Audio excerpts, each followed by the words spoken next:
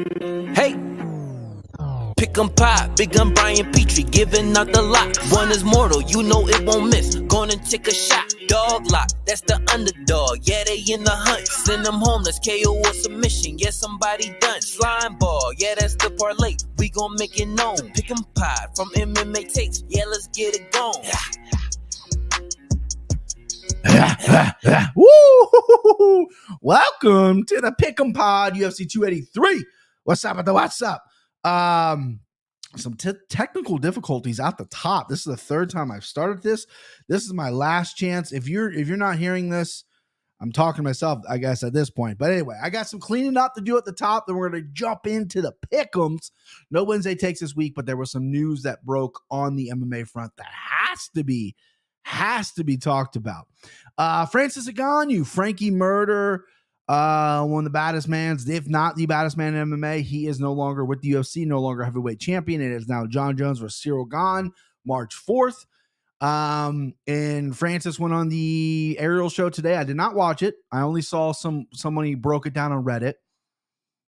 So essentially, he wanted healthcare. He wanted, fighters to make more money. And, he got offered money, but they said, we're not going to accommodate anything else. I know he has interest in boxing and he wanted to do one fight at a time as opposed to get locked into a 3-fight deal. And listen, when hopefully he's the guy, I don't root for people's downfalls, right? Obviously, this is a big risk for Francis. He is a little bit older, 36, 37 years old, still an incredible athlete, still incredible puncher, powerful guy. He said he doesn't rule out coming back to UFC, but he does want to do some stuff. I don't recommend him boxing Tyson Fury, Deontay Wilder, or Anthony Joshua. I think that's a bad idea. Unless you're just solely getting a paycheck, then yeah, get your money. But as far as your legacy, and if you're this baddest dude in the world and whatever, getting punished by those guys is not a good look, because those guys will punish you. But besides that, I think it's hopefully good for him, right? There's some PFL talk, Bellator talk, fucking bare knuckles throwing their hat in the ring. There's a lot of situations. I think his main goal is doesn't want to be locked in anywhere. He wants to be able to do whatever he wants, get paid, get a lot of money. More power to you. I wish you would have stuck around in the UFC. It's not for me to say if it's bad or good or whatever, because, normally if it was a low-level fighter and they decided, I don't need the UFC, I'll go somewhere else, it's probably not the best thing, because UFC is probably the best place for him. He's already been the champion. He's already proven how good he is. So this is I think it could be good for the open market. We all like open markets. I'm a UFC guy. Normally I'd be like, what the fuck's he doing? Get to the UFC, bro. Sign that contract, because selfishly I want to see him fight Jon Jones and Ciryl Gane again and Stipe again. But as a business decision, do what you got to do. Hopefully he gets paid and successful. But my one piece of advice for Francis is do not box these high-level boxers, like Tyson Fury, Anthony Joshua, even the Deontay Wilder. You're 36 years old. You never boxed professionally before. Yes, you have power, but it's a different sport, bruh. It's different. So let's just not do that. But the other news we got out of that was they got leaked. Jon Jones versus Ciryl Gane for the heavyweight strap. Jon Jones put out a video on Henry Cejudo's YouTube channel. He's working with Henry for this fight. And he seems focused. He's big. He put on size for sure. Don't know what he's weighing. He looks like he's about 260, 270 in these videos, but I don't know. And matchup wise, he looks good on Ciryl Gane. Spoiler alert from when that comes up. That's March 4th. I have a future on Jon Jones. Jon Jones opened as an underdog, which surprised me. I didn't get him at plus 160. I wasn't quick enough. I got him at plus 105. Half a uni on him at plus 105. Should have maybe done a little bit more, but what do you got to do? So I put half a uni on Jon Jones at plus 105, $50. Probably going to do more as the fight comes up and I get more confident and so forth and so forth and so forth. But other than that, yeah, man, it's fucking it's good. Sorry, I'm making sure my technical difficulties aren't happening. We had this on the Anakin Florian. John's mic kept getting disconnected. StreamYard, you're failing us right now, man. Come on, man. Let's get it together. So there's that. We're going to recap January 14th. We'll go over the bets. Before I do that, so I got the big headlines out of the way, right? Sorry, I couldn't really talk about it too much. We got a big fight week this week. Shout out Tatum Temple. I meant to do this last week. I'm an idiot. She is a loyal listener from the great state of Oregon. She's been listening forever. Her and I have DM before, very, friendly. She's a sharp herself, great handicap herself, got great picks. I've always complained about being a lazy piece of shit about how, like, when I place my bets, I don't want to run and put them on Bet MMA tips, which is what cappers do. I was use the Action Network. That didn't really pan out because it was kind of, they don't really have it set up for MMA in that situation, and then Bet MMA tips is the best alternative to track your MMA bets, considering I only bet MMA. I dabble in football here and there, but now that MMA's back, I probably won't be doing that much. Anyway, I've complained, it's not easy to do on your phone. Just being a complete bum, lazy bum, right? And she so nicely said, hey, I listen to the show. I can put all your picks in for you. I do it anyway. It's not a problem for me. So shout out Tatum Temple. You might hear me reference her when I'm doing a pick, like Tatum put 2 units on this or what, something like that along the way. Need to shout her out. She's awesome. She's cool. Go give her a follow on Instagram. I'll put her handle right here. She's a good capper and just a nice person for doing that for me. I got to send her some merch.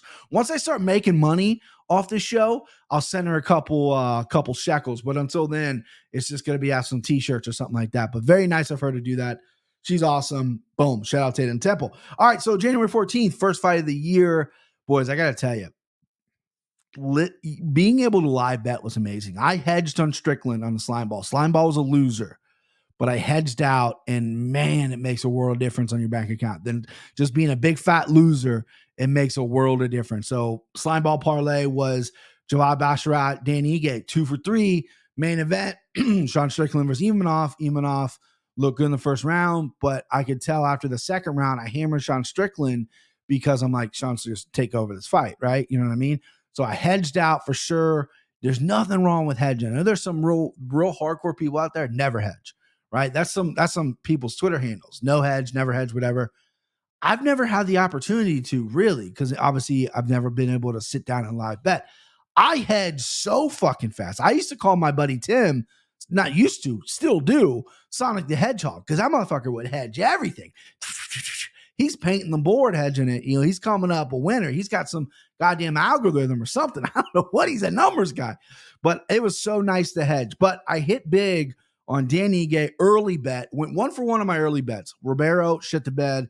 Hassan destroyed him. Got him at plus 100. Didn't put a ton of shekels on Ribeiro, but it was an early spot that I did, whatever. So 1 on 1 of my early bets. Dan Ige, got him by knockout. Got him by in money line as well at minus 115. Doubled down on that early bet. Re-upped at minus 125. I think he climbed to 135, 145 on the fight day. And then obviously I had him by knockout, which was a nice little hit for me. Dan Ige looked great. Puna Serrano, I did not have a bet on that fight, but Roman Kopylov, the giant Russian Chase fucking Sherman, looking good. Imanov, again, I was very complimentary of him on the Anakin Florian on my breakdown. I thought this was going to be a coming out party for him. His cardio needs work big time. Sean Strickland came off the couch, was playing a snowboarding trip and outpaced this guy. And Sean slowed down. Sean never slows down. But when you take the fight in 4 or 5 days notice, go 5 hard rounds, outpacing your opponent, outlanding your opponent, it wasn't a one-sided beatdown. Even off won that 5th round, he showed some heart. He's 26 years old, so I'm not going to write him off yet. But I did think this was a big coming out party. I did think that on the Gaslam fight is when I broke it down in the Anakin Florian. Still picked Imanov against Strickland. No excuse. Strickland was the right side. Missed on that one. DNA gave big hit for me. Raquel Pennington was my dog lock. Hit that. 3 for 3 on my locks. DNA sent him home. Boom. Dog lock, Raquel Pennington. Boom. Motor lock, Javad Basharat. Boom. Nailed the locks. 3 for 3 on the lock starting here, baby. Dog lock Pennington. Had her by decision. Had the fight going to a decision for a lot of shekels or whatever. Put my entire bankroll on. So I downloaded every app. I work with John Anik and Kenny Florian. They just signed a DraftKings deal. I'm not an exclusive DraftKings player as of right now. I love DraftKings. That is my favorite sportsbook app for sure, hands down. But I'm not. I'm not an official sponsored. So I can bet other apps now. So I download all. Betfred, PointsBet, BetMGM, Barstool. Don't like FanDuel. I've had problems with FanDuel, so I avoided FanDuel because they're giving you all these bonuses. Bet365, was that Bet360, 364, whatever the fuck that one is. What else did I get? I think that's it. I think that was it. Oh, yeah, Caesars too. Caesars. So I used all the promos. used all the money, placed bets throughout with the football and stuff, lost one, whatever, and then took money and ran. Took money because I just didn't like the apps. I'm down to 2 apps now. Out of all those apps, I guess 3 because BetMGM is still there. BetMGM has really good promos, but their interface is so slow and terrible, whatever. And I got paid out. I got like $300 getting paid out to me, and I don't know where they sent it to. I don't know. Usually it goes to my PayPal, goes right to my account. I didn't fill out account information. I didn't fill out PayPal information. They just said, hey, withdrawal? Sure. Here's $310. We're sending it to you. Where's it going? Huh? Where's it going? But good promos, bad interface. But I tell you what, the 2 that stood out to me, DraftKings is the king. No pun intended. I love DraftKings. But Barstool, when I first downloaded Barstool in Indiana, and I'm a Barstool fan, they might not have the best lines. They're a little heavier at times in certain lines, especially in MMA, but they have a ton to bet on, and their interface is smooth. The Face ID works quick. You don't get a fucking email every time you log in. It's nice. So I'm going to be playing Barstool as well. Shout out Barstool app. It was pleasantly surprising. So getting all these bonus, all these apps, that's my recommendation. There's a lot of hardcore FanDuels out there. I know FanDuel's interface a lot of people like. Not going to do it. Not even going to mention their name ever again. FanDuel, never. FD, get out of here, right? DraftKings dope. Barstool's dope. BetMGM, good promos. Lousy interface, though. Slow. All right. But anyway, I put all my BetMGM balance because I'm like, fuck it. I'm not going to use this app anymore. Either I lose or I cash out. That was on Caitlin Vieira versus Raquel Pennington decision.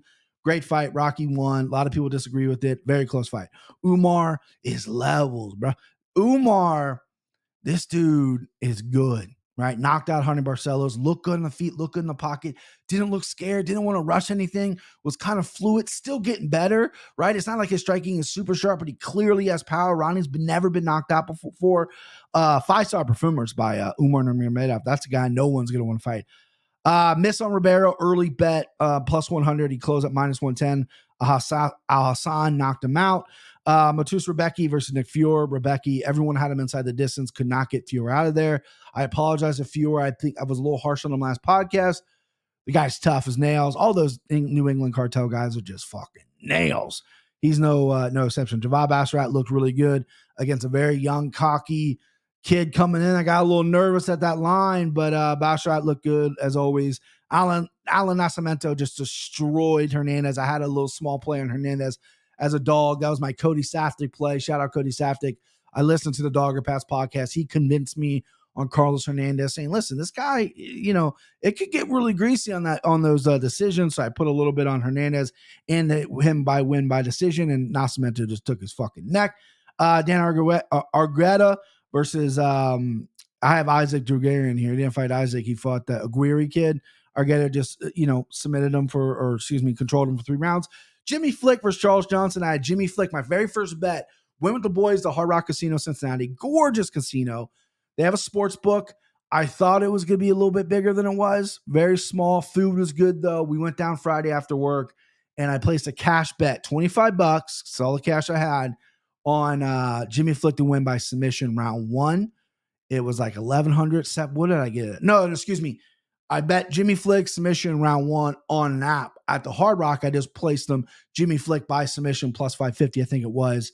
He just got absolutely butchered. The time off showed. All right. So we got fucking UFC 283. Cleared that up. Let's go. All right. I got dead air. That was dead air. That was my boy Danny Vito. Whenever I take a drink, that's dead air is coming up. I don't want you people on the podcast thinking, did my Spotify, my Apple podcast skip? Why is this such a long silence? On video, you can tell, but for my audio folks, for the folks listening to the audio, I got a fucking mustache going right now. What is going on? Look at this fucking mustache, dude. I'm so manly. It's crazy. All right, so listen, I'm going to be completely transparent with you. I dove the fuck in on this card because as a handicapper, you have to know your weaknesses. You have to know where you're vulnerable at, right? And I'm always trying to get better. I'm always trying to improve. A couple years ago, pre-COVID, they put on a lot of these cards in Brazil with all Brazilian fighters. I believe every fight has a Brazilian in it. Am I correct on that? Does every fight have a Brazilian in it? Every fight has a Brazilian fighter in it. Yeah. So They used to do this a while ago and the cards wouldn't relate, whatever.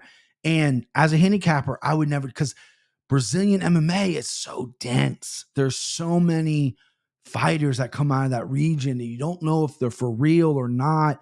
And I've never properly dove in to find out if they are, right? Maybe a couple guys. I get excited about some European dudes that are coming over that are knocking fucking heads off. I've never really done that for a Brazil guy because if you look at the record, it's usually they're fighting nobodies, right? So I've really had to weed through some shit in Brazil, and I just haven't done it in a while. I just said, it's a lot. Let me just go off records and watch a couple clips and we'll see what they got. I dove the fuck in on this one because I want to get better, right? And I think I'm taking a few shots I probably shouldn't take if I'm being honest with you, but it is what it is.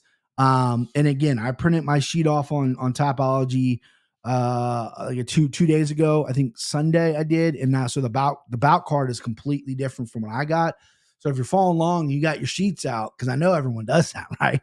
The bout order is a little mixed up on my end. I apologize. The main card should be about the same. But first fight we're going to talk about, Gregory Rodriguez minus 330 versus Bruno Ferrara plus 275. RoboCop, my boy Chris Curtis wanted this fight. He wanted this fight. RoboCop, original opponent who was, I don't know. Off the top of my head, I don't know. Damn it, Brian. You should know this. I'm going to have to look it up. I'm sorry. I should know this. As being in the biz, I should know who the fuck Gregory Rodriguez was fighting before he pulled out. It was Brad Tavares. I knew that. Son of a bitch. Anyway, so we got RoboCop, Gregory Rodriguez versus Bruno Ferrara. Bruno Ferrara, all knockouts, right? This guy just knocks you out. Smaller guy, big power, comes at your head for the first round. Gregory Rodriguez is a guy, he's huge. He looks 50, younger than me, 30-something years old, right? And he's very, he was come from grappling. Now he's knocking everybody out. His boxing's very good. I have faded Gregory Rodriguez a lot in his career because he got knocked out by Jordan Williams in the Contender Series. That really stuck with me. Like, this guy's chin's a little.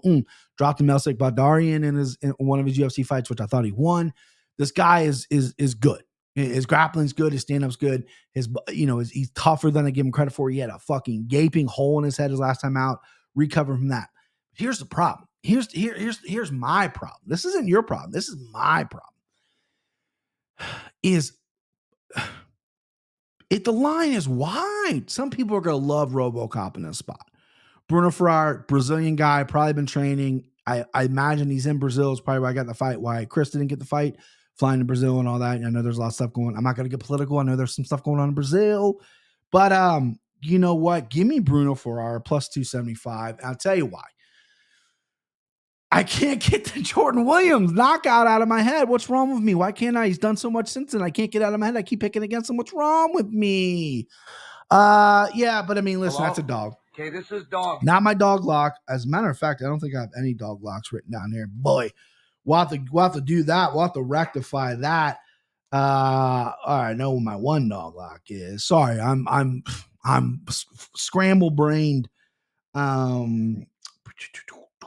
That could be a dog lock too. Sorry, this is not a dog lock. I'm taking Bruno Ferrara, and I'll tell you why. Dead air. This is dead air right now. I'm not gonna play a thing. I'm gonna have to. I'll convince myself more lock. Got my dog. Got my send him home. We'll go more lock as we go. Anyway, don't want to hold up more time.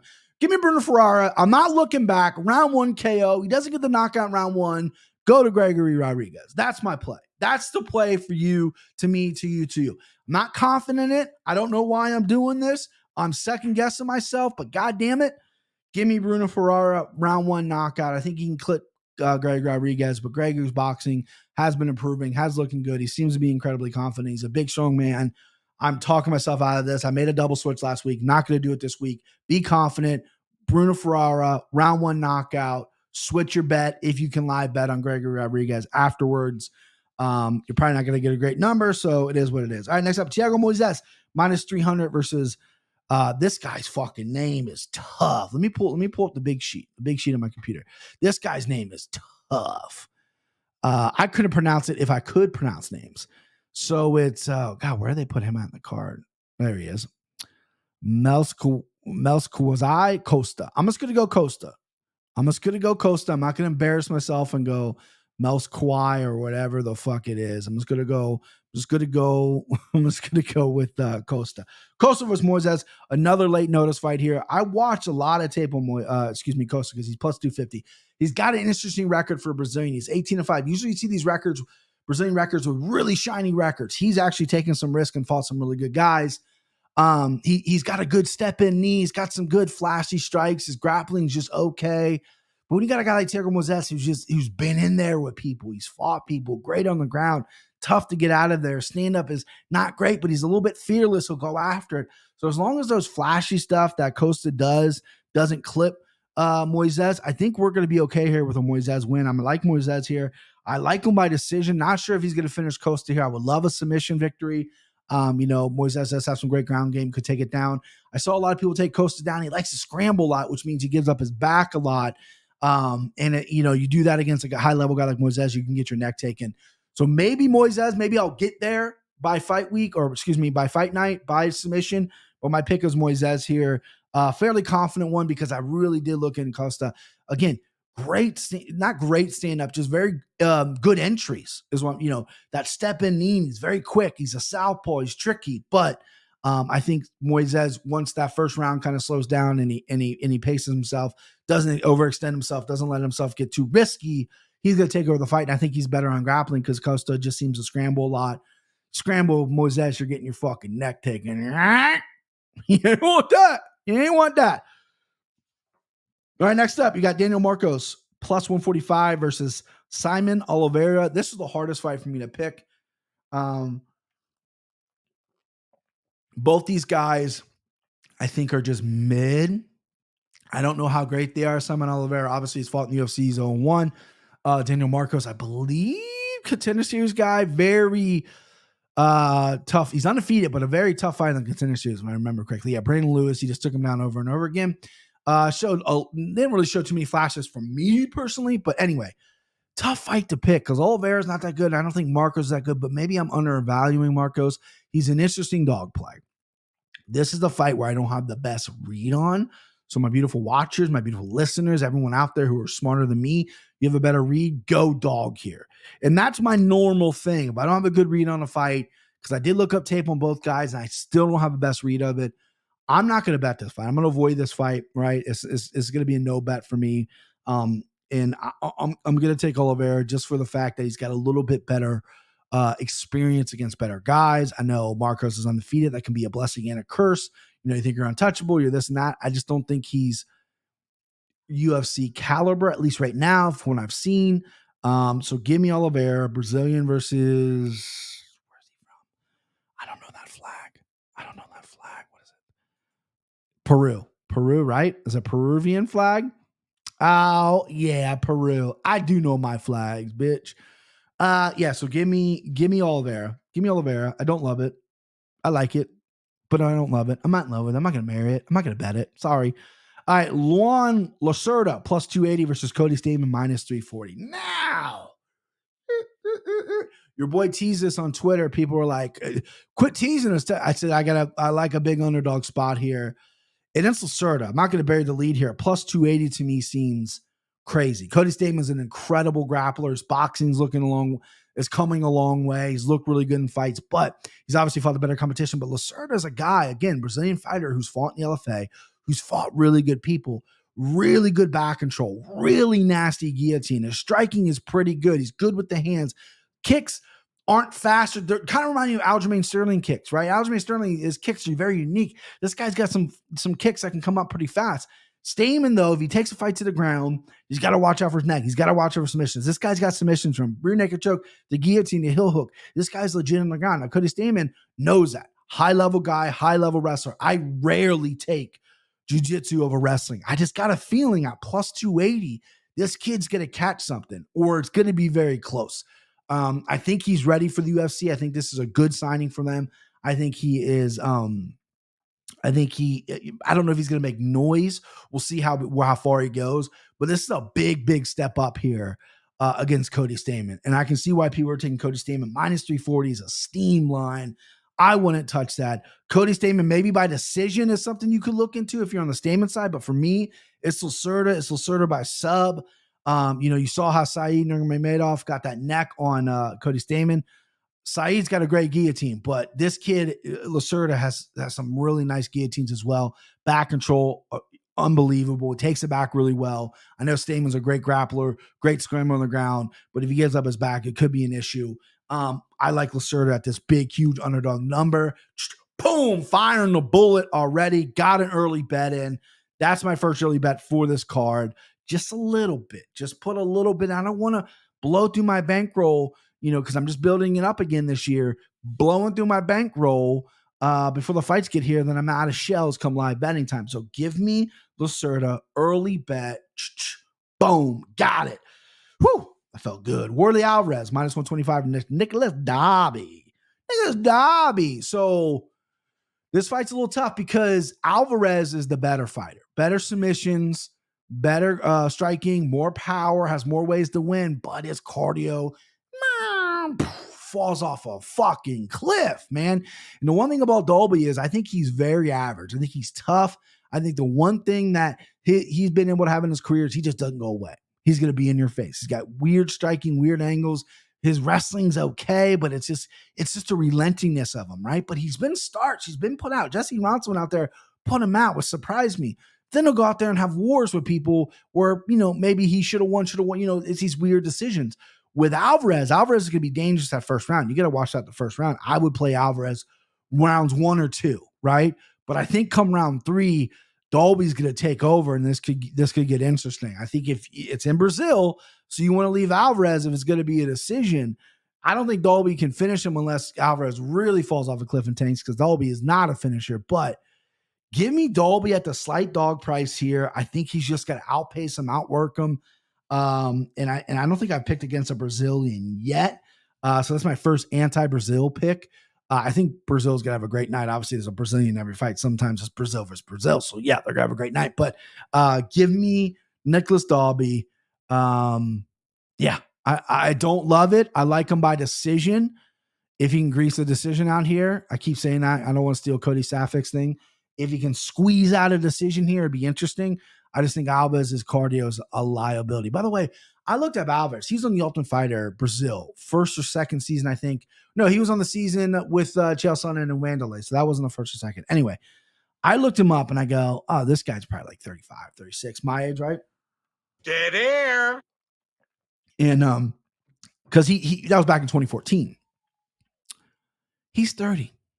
30 years old. Yes. Oh, God damn it. No one said anything. I'm not going to say her name. She'll pop up again. Sorry about that. He's only 30, which is crazy. Give me Dalby anyway.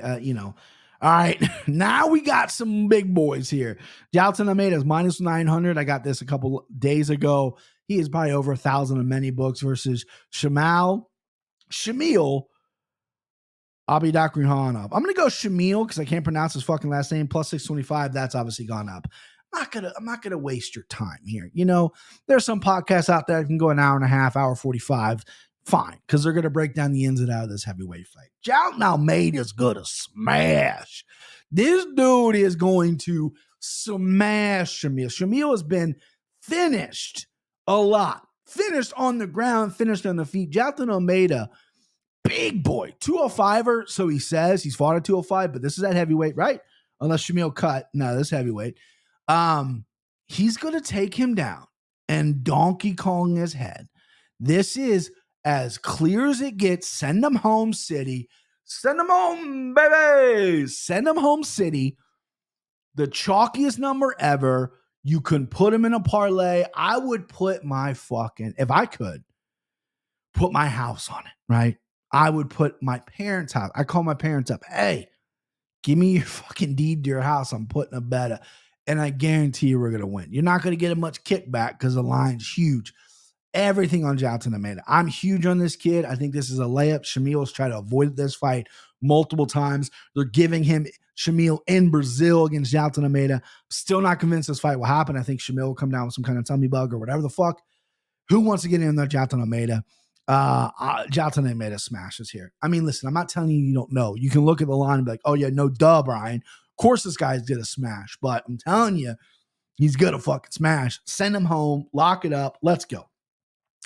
One of the fights that I'm most curious about, Terrence McKinney, minus 125 versus Ishmael Bonfim. Sounds French, but it obviously is Brazilian Portuguese. Plus 105. This fight's very interesting to me because I've been thinking about this fight all week. Because I've been bouncing back and forth. Terrence McKinney is an interesting guy where he has all the skills to pay the bills. Told you I'm bringing it back. Goes out there, knocks you out round one. Goes out there, wrestles, he's a submission round one. He's got good submission. He's got crazy knockout power. Problem is the kid's obviously working, right? So I don't know how bad his cardio is, if it is a cardio issue or if it's a pacing issue, because he goes out there, balls to the wall. I got to finish you in the first round. That's my thing. And he doesn't know how to pace himself. If he slowed down just a little bit, you can still go out there and get all these first round finishes, but don't die in the second round like you've been doing, right? Because there's going to be people like Drew Dober who can take it, right? And then come back and finish you when you're completely gassed. You got to learn how to pace. He's a young kid. I get it, but he's got some special abilities. His wrestling's very good. His submissions, rear naked choke's good. I wouldn't say his submission is good. His rear naked choke is good. And then big power. So I was obviously on the McKinney side, but then I looked at Ishmael, his brother's fighting on this card as well later on. And I looked at him, they'll come to the Contender Series, and this kid's fucking scrappy. He's kind of good everywhere, and he's tough. He doesn't go away. You know what I mean? So if Terrence can't get him out of there in the first round, which is very well likely, bet Terrence round one, because he'll probably win it regardless if he gets him out of there or not. Going to be a nice plus number on Bonfreen. Then you can load up on Bonfreen. I've already loaded up on Bonfreen. That's my pick, plus 105. I think he's going to finish in the second or third. Terrence is going to fall off a cliff. I root for McKinney. He's got an interesting story. He's very good on Twitter. Very action-packed, exciting fighter. Good story to him. So I'm rooting for him. But when I'm a capper, I can't, the heart's gone. I got to see what I see. And I see Terrence being aggressive and tough first round and then slowly falling off the cliff, and Bonfreen being there. Debut in Brazil with his brother on the card. He's showing out. You're going to have to kill him to get him out of there. Could be a rough first round for him for sure. But yeah, I like Ishmael Bonfreen, and I'm mispronouncing his name. I keep just saying it real quick. Hopefully you guys don't notice. That doesn't work. It definitely doesn't work with John Anik. He calls me out every time. But yeah, give me Bonfreen plus 105. That was another early bet I fired off as well. That was a full unit I did on Bonfreen because I've been thinking about it. And I go, you know what? Just fucking do it, right? Go with your instincts. My instincts told me Bonfreen. But again, Terrence McKinney, round one KO is very live. Very live. Not going to get a submission, but round one KO is very live. All right, next up, the legend, Shogun Rua, plus 170 versus Ihor Potieria, minus 200. I picked this on the Anik and Florian podcast. Spoiler alert, we already recorded it. It's not out yet. You know what? When you're watching this, it might already be out because this is coming out Wednesday. That should be coming out Wednesday or Thursday. We'll see how the edit goes. Cody's got a lot on his plate. Either way, fight I picked. So spoiler alert if you haven't seen that yet. I picked Shogun Rua. I just don't see a world. Potieria is, I think he's average. I said this on the Anik and Florian, so excuse me for being repetitive. He's got 18 wins. One of those wins from the Contender Series, a legit opponent, right? The other 17 were nobodies. None of them have a winning record. None of them. You hear me right? None of them. So he's beating nobodies, right? And you get a guy like Shogun who fought measured last time out against OSP. Fight, a lot of people thought maybe he won. He threw a lot of body kicks, didn't engage as much, didn't bum rush like he normally does. And this is his last fight. He's 41 years old, got a lot of miles. The boy's like a 95 Toyota Corolla, got a lot of miles on him. He's still running, but a lot of miles on him. But he still has power, still has heart. He's in Brazil. This is his swan song. He wants to go out and win. Absolutely legendary career. Just the accolades are through the roof with this guy. Pride champion, UFC champion, so forth. And I took Shogun here. I think Shogun's going to be aggressive enough, and Potieria is going to fade a little bit. I think the Brazil crowd's going to be a little too much for him because they're fucking savages. I mean, they're chanting, "They hope you die" down there. I mean, they don't give a fuck. And I think Shogun's going to clip him here. I think Shogun's going to land a big shot, still has power, and Potieria has proven his last fight against Nicolau Nurmagomedov. Mispronounce that name. I did it quick, though. He's not built for the firefights. He's not built And Nikolai is a brute. Nikolai doesn't go away. Great chin. But Poirier is just not built for that firefight. And if Shogun comes out like he did against OSP, with a little more measured, sure, be smart. Don't open yourself up. Avoid some takedowns. But if it comes out like that, and then he comes out a little bit more aggressive too, that'd be great. Now, I hope, and this is what I've been thinking ever since I made the pick, I hope we're not getting Shogun Paul Craig, because Shogun faded in that Paul Craig fight and tapped the strikes. I don't want to see that in Brazil. That would really break my heart if Shogun goes out that way in Brazil. But pick still Shogun. I'm not going to pick against Shogun as final swan song here in the UFC here. All right, next up, Josian Nunes plus 475 versus Zara Farron plus 380. So Farron's big, hasn't fought in a while. Fought at 145, 135. Big girl. Nunes, there's no neck on her. She's like me, right? I don't have the most, I got a thick neck, big fat neck. Just ask my doctor, but she's like this, right? She has no neck. Powerful little thing, right? I've doubted her debut. I was like, she's getting smoked. One. I was on her side. Her second fight, won a decision, but she slangs some things. Obviously, she's fighting all taller women, and Farron hasn't fought in a while, nor has she looked good. I'm going Nunes here. I hate the number at minus 475. Very chalky play, but give me Nunes. Maybe by finish. Maybe she's throwing those big in the clinch, is coming over top with some shit. Probably by decision. I have decision written down here, but don't have the best read on the finish. But I do like Nunes here at minus 475. I think a little fucking bowling ball is going to get it done. All right, next up, Gabriel Bonfrey. Here, there's that name again. Minus 190 versus Munir Lazaz, plus 160. So Lazaz, that's how it is. Lazez was the guy that got signed from Dubai that Dana White's kid saw or some shit like that. Very flashy striker. Debuted in the UFC, looked great. Hasn't looked great since, right? He's been exposed. He went to Vegas. He's training with some good people. I heard he's a workhorse in the gym, but he got exposed. There's no way about it. There's no two ways about it. Got exposed. And Gabriel, the younger brother, he's the heavier brother, but the younger brother of Bonfrey, of Ishmael, who fought early in the card, has a similar style. I think he's just a little more, he's bigger and stronger, and I think he knows, like, Ishmael's a scrapper. Like, he'll take the fight anywhere, right? Bonfrey knows what he wants to do. He knows how he wants to win. That's to get the fight to the mat. And Linez has not fought anybody in UFC. He really wants to take him down yet, right? Now, Hassan, I think, maybe took him down or tried to take him down a few times. Then, this kid's going to really work for it, set up his strikes, take him down, because Linez is flashy, flying knees, jumping kicks, very explosive. And you got to get that guy off his feet, take him off his feet, take him out of his comfort zone, put him on his back. I think Bonfrey's going to do that. I like Bonfrey here. I'm not going to mortal lock him because he's making his UFC debut. I've made that mistake before, but I do like him an awful lot here. Yeah, give me Bonfrey. I don't know how to say it. I'm going to keep saying Bonfrey, even though it's not French, it's Portuguese. I'm going to keep saying it. All right, next up, Gilbert Burns, minus 410 versus Neil Magny, plus 330. Another fight I picked on Anakin Florian. I love Gilbert Burns here, and I hate to do it. Because it's such a big number, and I make fun of people for giving these numbers out. Mortal lock, Gilbert Burns. And not only mortal lock, I'm going to mortal lock the way he gets it done. Okay? Gilbert Burns is going to finish. So mortal lock, Gilbert Burns, mortal lock inside the distance. Now, you could go out there and you can play by sub. I think he's going to win by submission. But Burns does have some big power. He can obviously knock Magny out. Magny's very tough. Tougher than $2 steak, they say. But I'm giving you a double mortal lock, even because it's so chalky. Minus 410, that's a chump lock. That's anybody can look at the sheet and pick that. But give me Gilbert Burns. Minus 410 is going to go up and get him inside the distance. Same game parlay on DraftKings. Let's go. Mortal lock. Boom. Boom, boom, boom. Did it. I just think he's better everywhere. How's Neil going to win this fight? Gilbert's wrestling is above average, if not really good. At least his double legs are really good. He's elite on the ground. Neil Magny likes to take guys to the ground, body lock, keep him on the cage, take him down, get on top, smother him.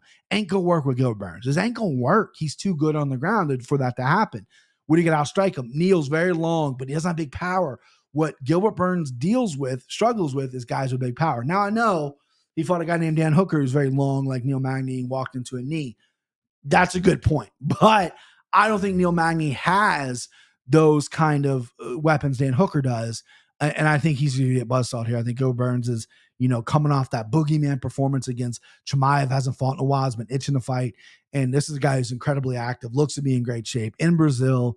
Lock him up inside the distance. I like submission, but to play it safe, since we're doing a same game parlay, go with inside the distance. I don't think that misses. Double mortal lock, double your chances, double the money. I'm going to keep saying double till something makes sense. Let's fucking go. Woo! Next up, Jessica Andrade minus 440 versus Lauren Murphy plus 310. So I don't have to keep saying it. The rest of these fights obviously were picked on Anakin Florian. So again, I'm sorry if I'm repeating myself. You've already watched that. I only have so many thoughts in this brain of mine. Okay, I can only regurgitate so much. I love Jessica Andrade. One of my favorite fighters on the roster. I think she is unbelievably tough.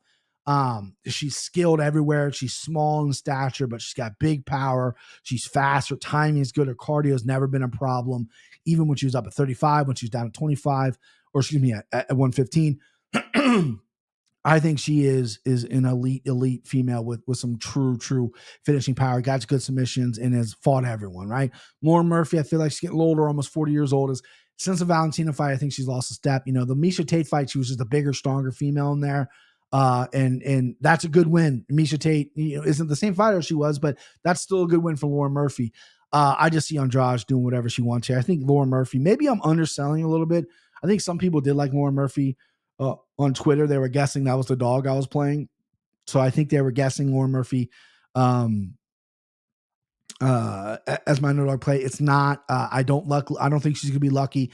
I think Andrade is going to smack her up. I think she's going to control her wherever. Lauren Murphy's going to have to really get grimy and dirty here, which her last couple fights, she's not really willing to do. I mean, the Valentina fight, she was afraid to engage the whole time. They got put away.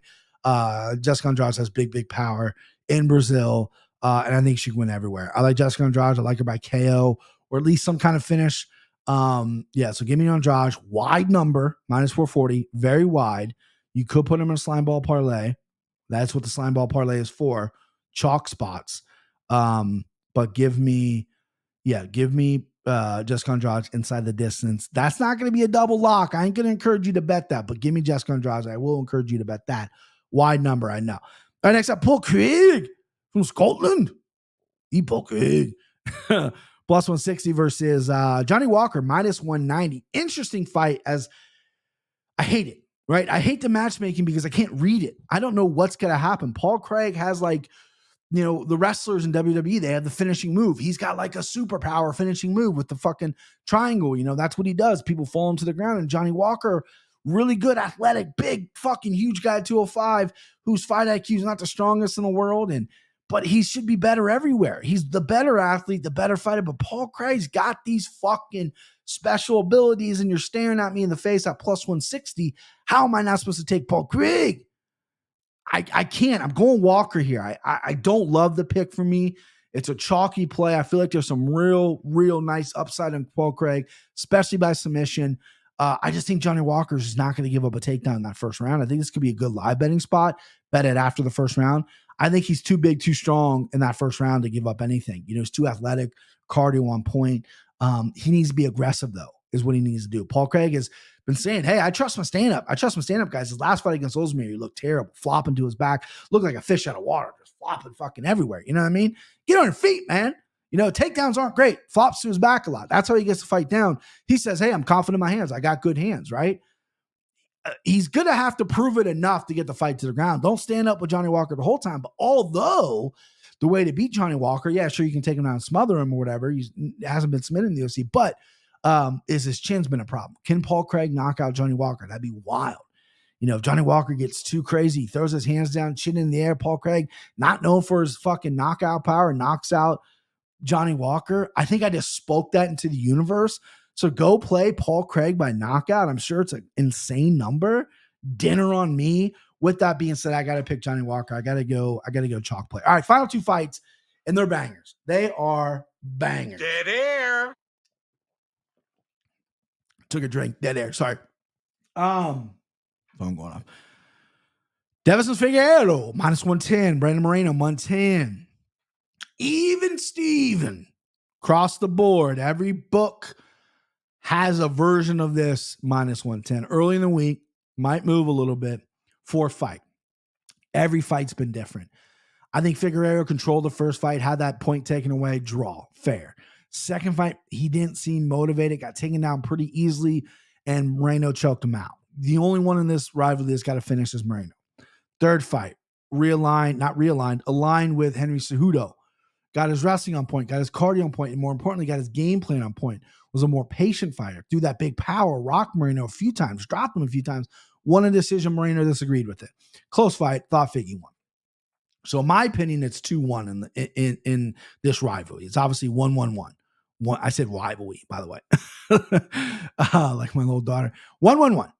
We're getting a fourth fight. There's not many all four fights in the UFC. That's never happened. It's only been trilogies.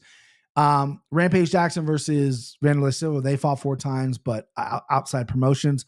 Andre Arlovski fought Tim Sylvia 4 times, but outside promotions. Not all within the UFC.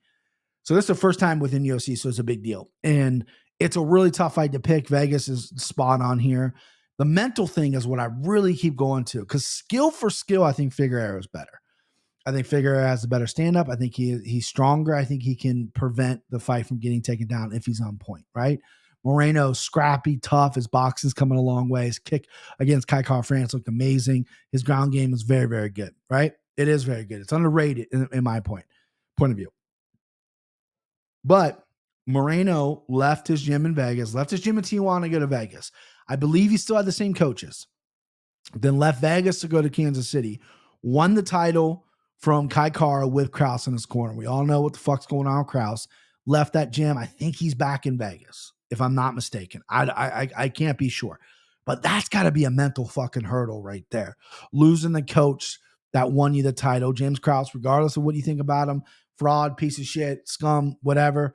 He was a good coach, right? And he obviously resonated well with Moreno. Then you got Figueiredo, who sat out for a year. Was it because of injury? Was it because he wanted money? I didn't want to fight Moreno the 4th time. There was a lot of scuttlebutt, you know what I mean? That's a word you don't hear often, about why he sat out. Now he's back after over a year, right? Ring rust. I'm not Dominic Cruz, but I think ring rust could be very real. So how the mental thing on this, I think it's going to start slow. It's going to start slow. And I think Figueiredo is eventually just going to keep tagging him and catching him. I think it's going to look a lot like the 3rd fight. I think Moreno's going to probably pressure the takedowns more because he had so much success in the 2nd fight. And I think as he does that, he's going to open himself and get hit a little bit. I'm picking Figueiredo. I'm picking Figgy by decision. Close ass fight. It's co-main event. It's the 4th of the trilogy. I got to pick a side, and I got to bet it. I can't lay off this even if I don't like the spot. It's historic in MMA as a 4th fight in UFC, or at least historic in the UFC. So my side is Figueiredo. That might change. Again, I have told you last podcast, now that I can live bet, blah, blah, blah, blah. If I make any changes, I will tweet it out. So this could be a flip on me. But I really think I'm going to stick with Figueiredo. I really like Figueiredo in the spot. So give me Debbie Figgies. Figueiredo. All right, main event, Jamal Hill, -125 versus Glover Teixeira, +105. I fucking love this fight. So I was in Vegas for what was supposed to be for the championship, Jan Blachowicz versus Magomed Ankalaev.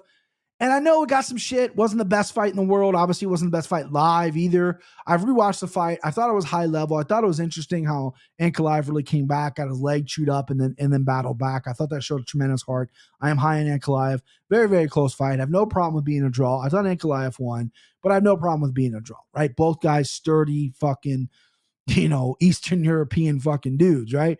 And Jamal Hill immediately got a call after that main event, or maybe even during the main event, was like, hey, we're going to run you and Glover in fucking Brazil in January for the title. You down? He goes, yes, right? Because that was supposed to be for the title as a draw. No one had it, right? Yuri's out with the shoulder injury. Jamal Hill's hot right now. And I got to be honest with you, I love Jamal Hill.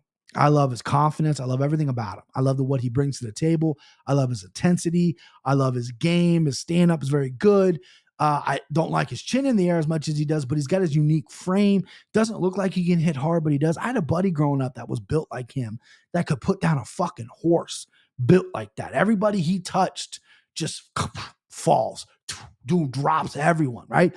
These guys that are built like that, like Jamal Hill with this leverage and these the kind of how he's built can really crack, right?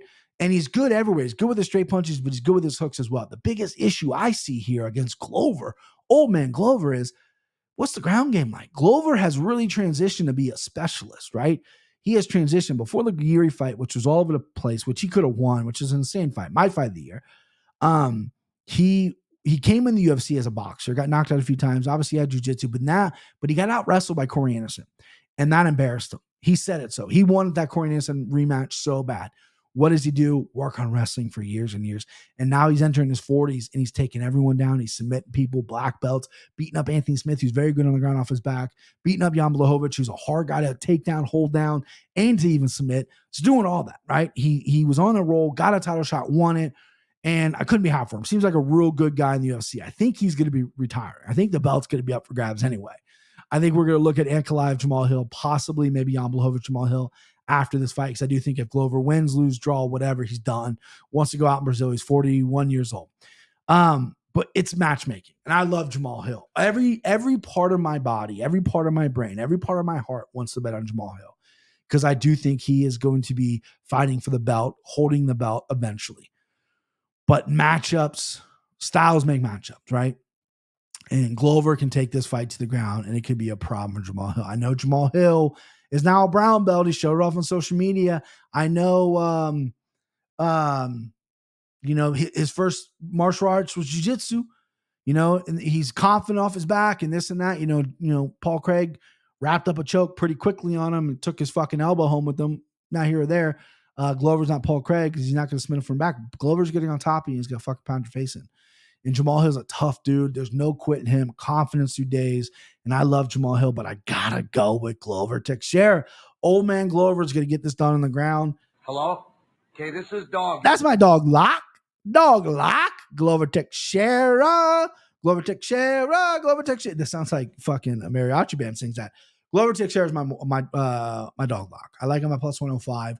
Then he takes the fight to the ground. Submission, TKO, something. He's going to finish on the ground. He's going to get that belt in Brazil, and I think he's going to hang him up. Or he's going to be so fucking elated that he won in Brazil. Because, he's been living in Connecticut a while. He's mentioned he's wanted to retire in Madison Square Garden. Maybe he'll go, I got one more fight, and I'm not fighting anybody but Yuri. I'm going to heal for Yuri. Maybe. I don't know. We'll see what happens. Give me Glover Teixeira. All right, so before I give you the Slimeball Parlay for UFC 283, the dog lock, Glover Teixeira, send him home.